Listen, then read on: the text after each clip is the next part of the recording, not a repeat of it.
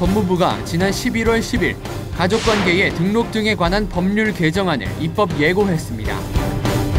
그동안 가족관계 증명서에 담긴 지나친 개인정보의 노출로 인해 개정안은 가족관계법 시행 7년 동안 국민들이 개선을 요청한 다양한 의견을 반영한 것이라는데 가족관계의 등록에 관한 법률 개정안, 무엇이 어떻게 담겨 있는지 하나님의 법 세상의 법에서 알아봅니다.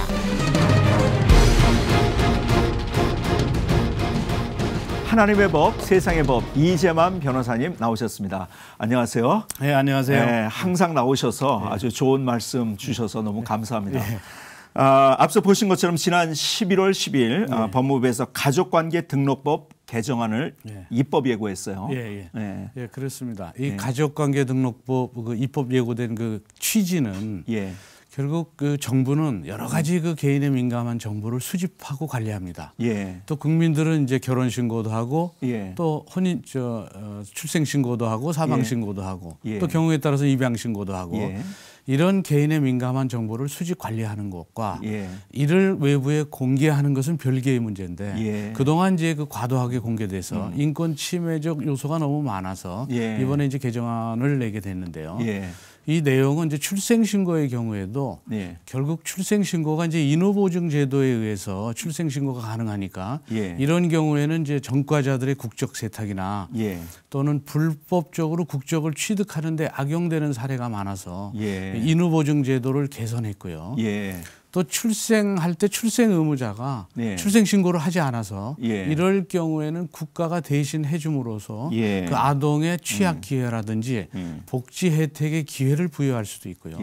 또 이제 사망 신고의 경우에도 사망 신고가 제대로 이루어지지 않아서 복지비를 허위로 청구한다든지 또는 주민등록번호가 도용돼서 범죄에 악용되는 그런 사례도 있어서 유관기관끼리 그 사망 사실을 서로 통보하도록 절차를 정비했습니다.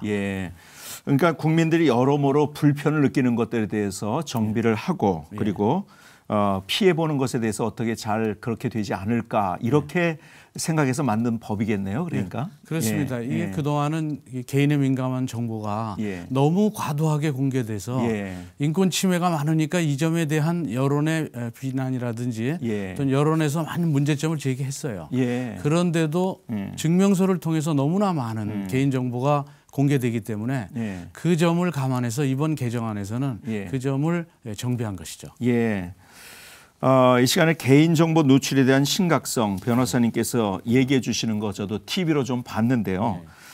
개인정보가 굉장히 신중하게 다뤄져야 되잖아요. 그렇죠. 그런데 너무 가볍게 다뤄지고 각종 증명서를 통해서 개인정보가 아주 쉽게 노출이 되고 하는 그리고 과도하게 그렇게 공개가 되는 것 그런 문제들이 있다는 거죠. 그러니까. 그렇습니다. 이제 가령 보육수당을 받기 위해서 증명서를 제출하면 그 증명서 내에 이 아이의 성이 아버지하고 다른 것들이 드러날 수도 있고 또 배우자 수당을 받기 위해서 회사에 증명서를 제출하면 거기에 이혼이라는 사실이 기재되면 회사에 알리고 싶지 않은 이런 민감한 정보들이 그대로 노출되기 때문에 이런 점에 대한 개선점을 이번 개정안에 담은 것이죠. 그러니까 개인정보 또 사생활 보호에 대한 그런 보완이 이루어진 그런 개정안으로 이제 우리가 알고 있는데요. 아까 말씀해 주신 것 중에서 출생신고, 사망신고 그런 내용도 있는데요. 실제로 그런 게 어떻게 악용되고 있는 것들이 있나요? 가령 이제 출생신고일 경우에 인후보증, 보증인 2명만 있으면 출생신고가 가능합니다. 이제 그렇게 되다 보니까 전과자들이 출생신고를 새롭게 해요. 그럼 자기의 신분이 세탁되는 것이죠. 그렇게 되나요? 그다음에 이제 해외에 있는 이제 교포들이나 우리나라 국적을 취득하기 위해서 새롭게 출생신고를 하죠. 인후보증을 세워서.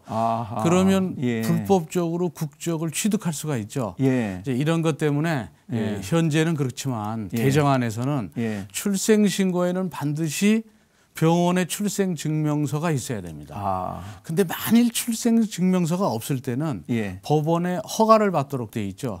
그래서 지금은 이 신분관계 등록에 대한 정확성을 더 기하고 있는 것이죠. 그러니까 신분 세탁이라는 것도 있네요. 그러니까. 그렇습니다. 그럼 이런 개정안이 이제 시행되게 되면 가족관계 증명서를 주민센터에서 떼게 될 때 어떻게 바뀌게 되나요? 그동안은 이제 주민센터에서 그 서류를 띄게 되면 예. 이제 전반적으로 여러 가지 정보가 들어갔지만 예. 이제 그렇게 모든 정보가 들어간 서류는 상세증명서라고 그래서 예. 개정안에서는 반드시 이 서류를 요청할 때는 특별한 이유가 있어야 되고 이유가 예. 없으면 그 제출을 거부할 수 있겠어요. 전체 그러니까 그 정보가 들어가는 상세 증명서라고 하네요. 보통은 이제 일반 증명서를 원칙적으로 제출하게 돼 있어요. 이건 예, 현재의 신분관계만 나와 있죠. 예, 과거의 예, 신분관계는 예, 나와 있지 않고. 예, 예. 그리고 특정 증명서라는 게 있습니다. 아, 특정 증명서. 예, 예. 신청자가 체크를 해서 나는 혼인 관계에 대해서만 한다. 나는 입양 관계다. 나는 저 부모 자식 관계다. 이렇게 특정하면 그 부분만 발급받아서 제출하기 때문에 예. 본인의 그 정보가 과도하게 노출될 그 위험에서 위험을 막을 수 있죠. 예. 그러니까 자기의 불필요한 정보가 새 나가지 않도록 이제 신청하는 사람들이 그 필요한 정보만 선택해서 기재된 증명서를 뗄 수 있다. 이렇게 우리가 이해하면 되는 거죠. 예, 그렇습니다. 가령 이제 부양 수당을 받기 위해서거나 뭐 배우자 수당을 받기 위해서거나 뭐 이런 경우에는 필요한 증명만 선택해서 서류를 제출하면 됩니다. 그렇게 되는 뭐든지 그 선용되지 않고 악용되는 것이 이제 우리가 항상 문제인데요. 특별히 저는 아이들이 이러한 일로부터 좀 상처받지 않고 또 이제 정보가 공개돼 가지고 특별히 아이들에게 또 민감한 거 아니겠습니까? 우리 교회에서도 어려운 이웃들을 도울 때 오른손이 하는 것을 왼손이 모르게 하라는 말씀에도 그런 의미가 담겨져 있는 것 같아요. 도우면서 다 공개하다 보면 상처를 받게 되고 하는 그런 경우들이 있거든요. 그래서 좀 더 우리가 좀 주의를 기울였으면 좋겠다. 그런 생각을 갖게 됩니다. 예, 우리 크리스찬들은 결국은 이제 다른 어려운 이웃들을 돕는 일을 하는 사람들인데요. 그렇죠. 이제 결국 돕기 위해서는 그 대상자들의 정보를 수집할 수밖에 없죠. 그런데 그 수집하는 과정에서도 그 대상자들이 상처를 받을 우려가 있습니다. 가령 뭔가를 도와주기 위해서 증명을 받았더니 거기에는 뭐 이혼 관계도 있을 수 있고 입양 문제도 있을 수 있고 그 이외에 이 성이 아버지하고 달라서 결국은 이 배달은 형제라는 그런 사실도 드러날 수 있고 하지만 그런 정보 수집도 조심해야 되지만 수집된 정보도 최소한에 그쳐야 되고 또 최소한에 그친 정보가 외부에 공시되지 않도록 그렇게 노력하고 아이에 대해서 더 이상 상처받지 않도록 배려하는 마음이 또 필요하다고 보겠죠. 이번 개정안을 통해서 우리 국민들이 삶의 질이 개선되고 또 행복해지는 그런 계기가 됐으면 좋겠습니다. 우리 이재만 변호사님 오늘 또 나오셔서 너무 감사합니다. 감사합니다.